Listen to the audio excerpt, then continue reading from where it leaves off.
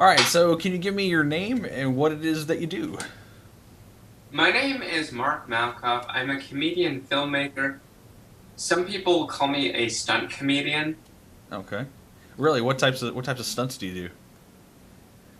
Goodness, I like to do things on paper that seem kind of impossible to pull off. I'm here with actor Andrew McCarthy. You're going to be doing commentary on St. Elmo's Fire as I watch it on my iPhone. Yeah, it's a big thrill, Mark. I bet it is. No, that one needs to turn around. But I think this is, it's got some real... I did a video called 171 Starbucks where I attempted to go to every single Starbucks in Manhattan, all 171 in less than 24 hours, make a purchase, and consume something. Did you do it? Mark Malkoff. Mark, welcome. Good to see you. Lester, thank you for having me here. I want to talk about Starbucks because this one still fascinates me. I know a lot of people still talk about this one on the internet. 171 Starbucks in one day. Yes. And you had a beverage at every place? I did, and I almost died. Dude, I don't know if we're going to be able to do this. I did it. In one 24-hour period, he had coffee at 171 Starbucks. Yeah. And you can tell. Take a look at the interview. Don't drink coffee. And I actually talked to numerous Starbucks employees. I did. I had to go to a store every 7 minutes for 23 hours straight. And it took me over a month of training and planning to make happen. And it was not a safe thing for me to do, safety-wise. I was a mess. I was in pain for days, but I pulled it off. All right, man. What other stuff have you done? Oh, I did a video where I lived and slept on an airplane for a month to get over my fear of flying. Really? Did it work?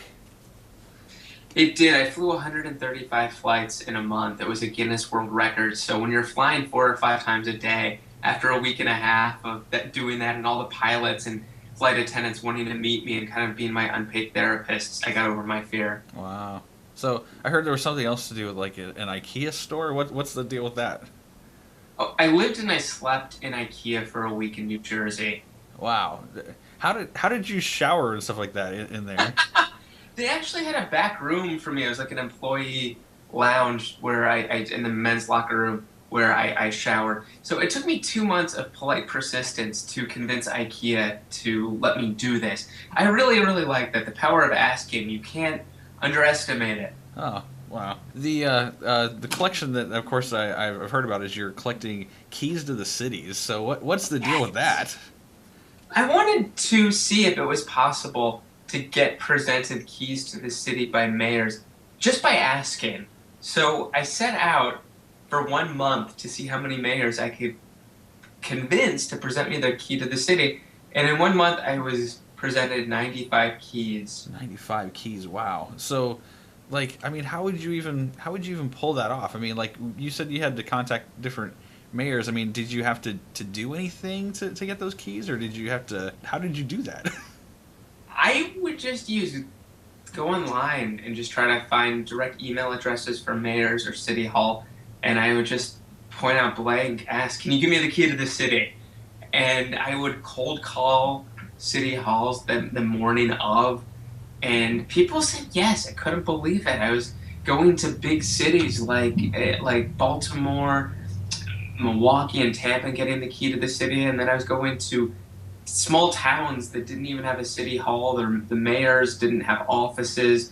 If they did, one mayor had a drawer in a city hall. I remember that. And yeah, people would just throw the key to the city at me. Not literally, thank goodness. And it was just one of those things that I didn't know if people would say yes, they did. And I did insist that I would do a small community service project for the key, even though a lot of mayors just pulled me aside and said, Mark, just take the key. You don't have to do anything for it. Do you have to do anything humiliating for the keys? Why am I getting the key to the city? You're going to put a kilt on and you're going to teach us how to do Irish dance. I feel like I'm like Rowdy Piper from the 80s. The mayor is having me teach all of you an Irish jig. And I'm very proficient in the jig thing. 1, 2, 3, 4, and then you circle on 5. The second Irish jig goes like this. You put your left foot in, you put your left foot out, you put your left foot in, and you shake it all about. You do the hokey pokey. The third Irish jig that I know is called the Irish robot, and follow after me. It's like this, like that, like that, the Irish Axl Rose. Okay, ready?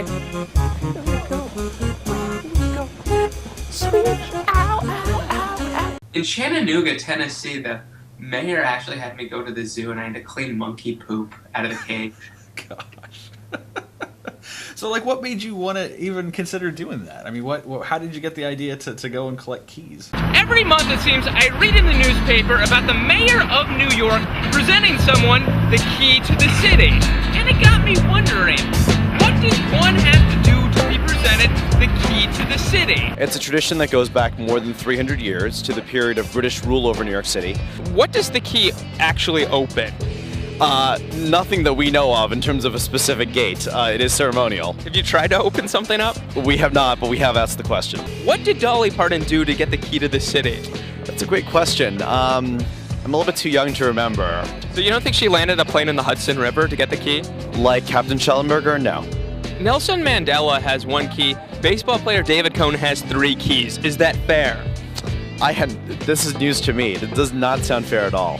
So I've come to the conclusion that there's no real criteria for getting the key to the city. Even I, Mark Malkoff, am convinced I can get the key to the city, and I'm gonna prove it by traveling across the country for 4 weeks, seeing how many mayors I can get to present me their key to the city. Any knowledge how anyone's qualified to get to the key to the city. So, for example, the Yankees all have multiple keys. Whenever they win the World Series, they have a key. So David Wells from the Yankees has 2 or 3 keys. Nelson Mandela only has 1 key. Mother Teresa has a key, but so does Susan Lucci from All My Children. There is no decision-making nothing makes sense with the key to the city, in my opinion. So I just kind of wanted to illustrate that anybody could probably get presented the key. And when mayors started presenting me the key for really doing nothing, I feel like I made the point. So, like, what is, when you get the key to the city, what does that do? I mean, how does that work? I mean, like, what does it provide you, I guess? The key to the city for some people is credibility. It's kind of a big deal. Sometimes they have a ceremony. Other times the mayor will just kind of do it as a photo op. For me personally, it was just very eye-opening. I would go to city halls. I would go to mayors. I went to one of the mayor's home one time because it was too late at night. It was like 10 o'clock at Downers Grove, Illinois. Mayor Ron Sandak said, "Come over and I'll give you the key to the city." All keys, different shapes and sizes. And I feel like I definitely learned a lot about just how much pride people have for their different cities and towns. And I had no idea that all these different types of keys existed. Yeah, so Downers Grove, they're just like, hey, I know it's late, just come on over. I got a key, here in the backyard. I'll just give it to you. I think my dog's chewing out and I'll get it to you. Yeah. We've just got plenty lying around the house. It's in the spare change drawer. Exactly. With all the other keys, So, like, I guess, do you have any keys with you? Can you show us some of those, what they look like? I would be glad to show you some of the keys. Let's see what we have. This is the key to the city of Fairfax, Virginia. Okay, it's on a nice little plaque there. Fairfax, Virginia. Let's see what else we have. We have the key to the city of New Carrollton, Maryland. I have no idea where that is, but okay. Neither do I. I barely remember it. This is the key to Lake Geneva, Wisconsin. So you can see, I think that they had a carpenter or a handyman do this. I don't think they've done this before, a key like this. I'll say, that's wood, isn't it? It is. It is definitely wood. That's Lake Geneva. And then this is a picture of a key, but it's not really a key. This was Douglas Palmer in Trenton, New Jersey gave me this key. And now it starts getting odd. We have one more normal key. We have one normal key. This is Patterson, New Jersey. This opens nothing. I just want to go on record. Try to open up things all across the country. Wow. It's nothing. Yeah, so you said that one there's not on a plaque, so you don't. Did you get a lot of keys that weren't necessarily like on plaques or anything, or? I got most of the keys were not on plaques. I mean, I got 14 of the same model of key, which was a key that doubled as a bottle opener, and I'm not making that up. So I was presented the key, and then if I wanted to open a Michelob, I could. The mayor's going to use the key to the city to open up a beer.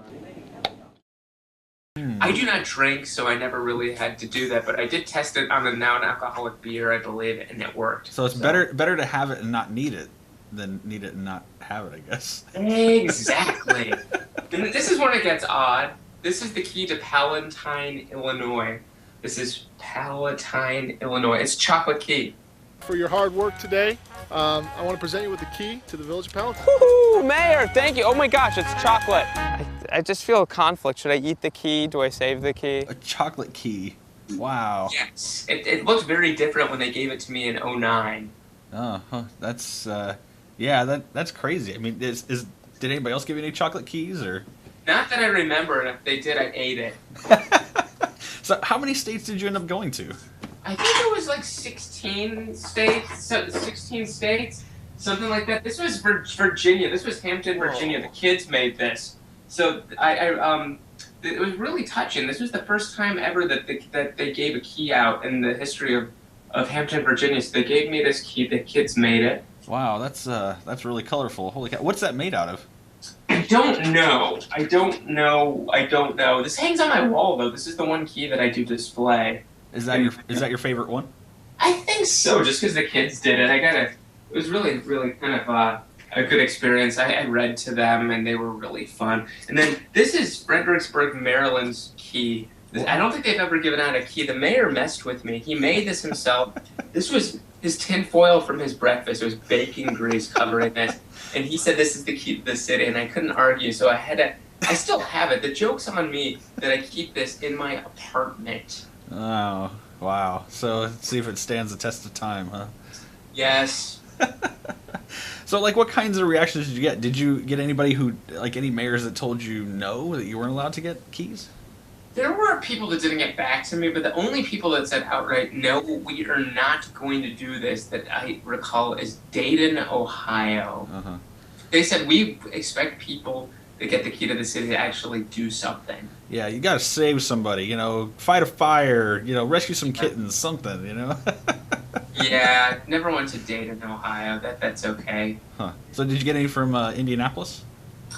I called Indianapolis a bunch of times to try to convince them, and it just didn't happen. But I probably got 4 or 5 in the state of Indiana keys to the city.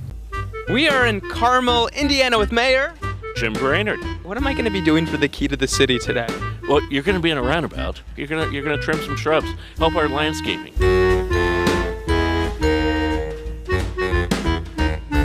What? So I just killed stuff I wasn't supposed to kill. I asked you specifically. I feel so bad. Do we have to have a funeral for the flowers now? People were nice. Almost everywhere I went, people were nice. People took so much pride in their town, and a lot of times with the keys, mayors would take me to dinner. It was definitely a fantastic experience. Novi, Michigan, they put me up in a hotel with myself and my staff.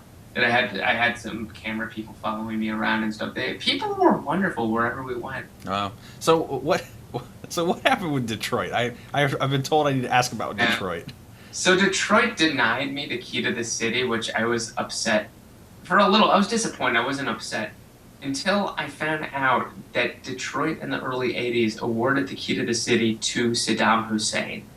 Oh, wow. Yes, I'm not making that up. So Mark Malkoff denied the key to the city of Detroit, but they'll give it to Saddam Hussein. Why not? Man, what have you done in your life that has caused the... Yeah, I should have been nicer to kids in kindergarten. I don't know. Yeah, so it happened. So, I mean, were there any other memorable stories from any of the places you went to that you can think of that I don't know, from any keys that you picked up? Gosh, well, there were definitely mayors that made me do odd stuff for the keys for the community service. I did everything from picking up police horse poop in Lancaster, Pennsylvania. They made me do that. To one place in, I think it was in Virginia. Was it Fairfax? Fairfax, Virginia had me swim with goggles and a swimsuit around their town fountain collecting change in their fountain. I did that. That was odd. Yeah. Yeah, it just seemed there was I changed I remember I changed a traffic light. They put me in some sort of a crane or something, and I changed the traffic light. They had me do a lot of community service odd things. I remember at one point I swam with koi fish. They put me in. I don't know why they wanted me to do this, or it happened. but I swim with koi. Wow, that's yeah, that's weird. I mean, it's kind of weird to just like see a mayor like pull his guys aside and be like, "Oh, this guy wants a key to the city. What can we have him do?" You know. And what am I going to be doing today? Today you're going to be washing one of our police cars. I'm going to clean a car for the key. It can't be that hard. What did you do to this car? The car's white underneath. This car was never white. This car was white. I think I would rather go to jail than clean this car. We can do that too. Were you chasing Uncle Jesse? We do a lot of things on night shift we can't talk about.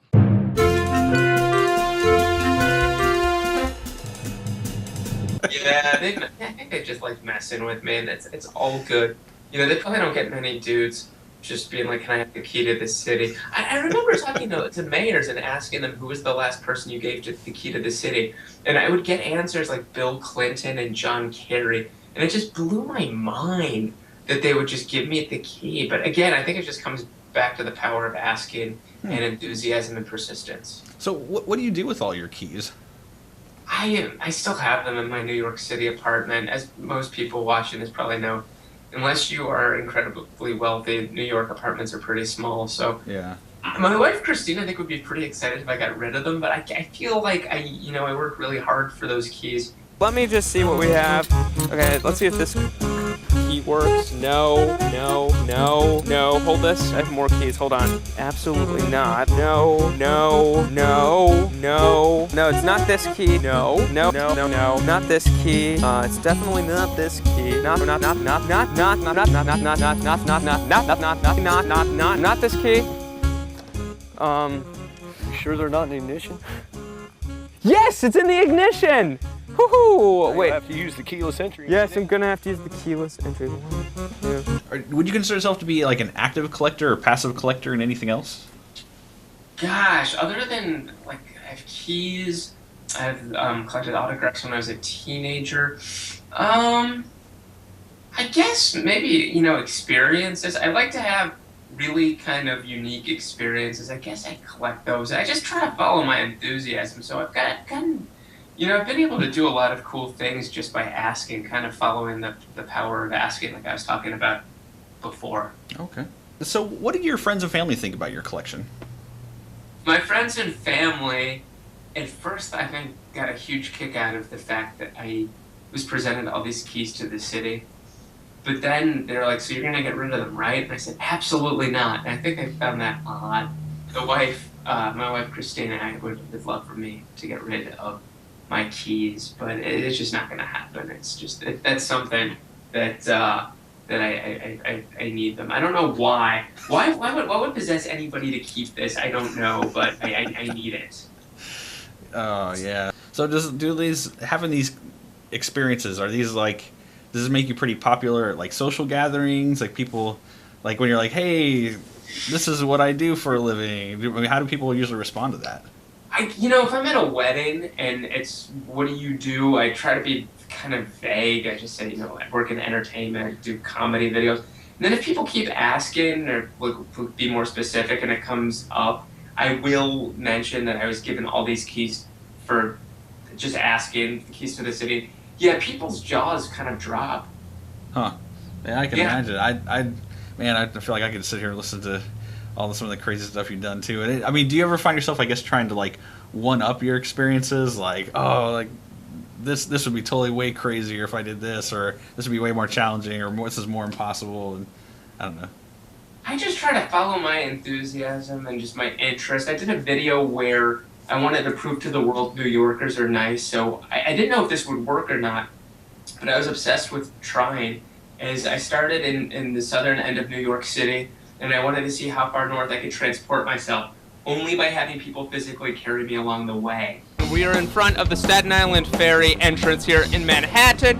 I'm going to transport myself from the southernmost end of Manhattan all the way to the most northern end, only by having people carry me. Have you ever carried somebody that you don't know in New York City? Once. So in let's see, it was the coldest day of the year, and I was carried 9.4 miles by 155 individuals. Wow. Yeah, just across New York City. No one dropped me, thank goodness. That's wow, that's insane. Okay, that's crazy. Wow, it just so it sounds like you just collect you sort of like collect experiences, like even say impossible experiences. That's I mean that's a much more interesting collection than I think a lot of people that we've talked to and that we've interviewed. I mean, it's one thing to have a tangible product, but experiences are a whole nother bag. So I think so. I just try to, like, if I get an idea, just why not attempt to make it happen. My guess is even a child's big wheel would beat a New York City bus. And believe it or not, that's what I'm going to attempt to prove right now. It is big wheel versus bus.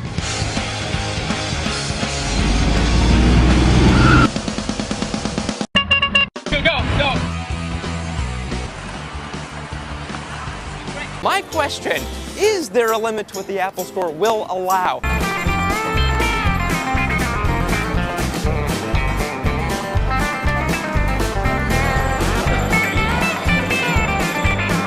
did a video series called Celebrity Sleepover, where I went to LA and I didn't want to spend thousands on hotels, so I asked famous people, can I sleep over at your place? Down and through, down and through.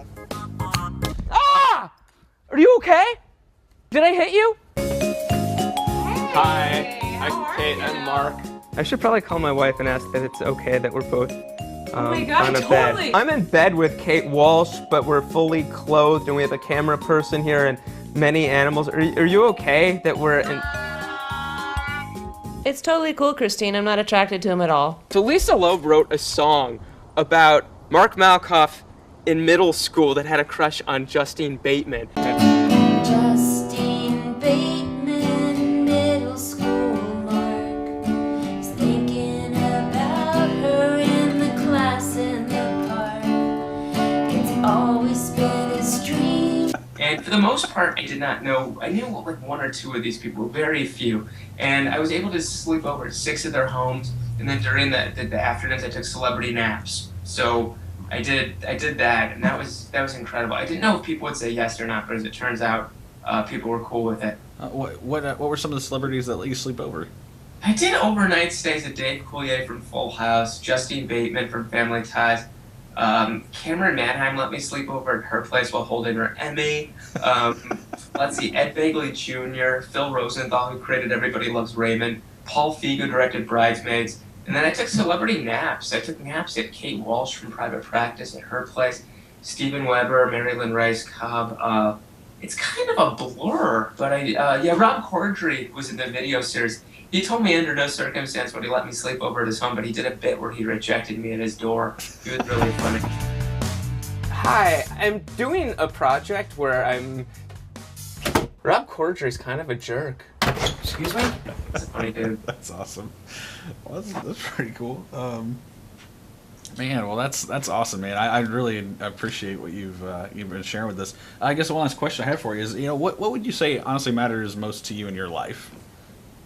Oh goodness, that's a good question. I would say the things what matters most would be God, church. I teach Sunday school, my wife, family. Okay. Well, that's awesome, man. Well, it sounds like you definitely have a pretty full and exciting life. It's definitely really cool to be able for you to share that with us, like what you've been doing and stuff. And man, I just appreciate you taking some time out to actually, sit here and talk to us and share with us those experiences. And hopefully, we get to hear more about some of your antics in the future. It'd be awesome. So I hope so. Thank you so much. So yeah, well, thanks a lot. And I guess we'll see you on the flip side.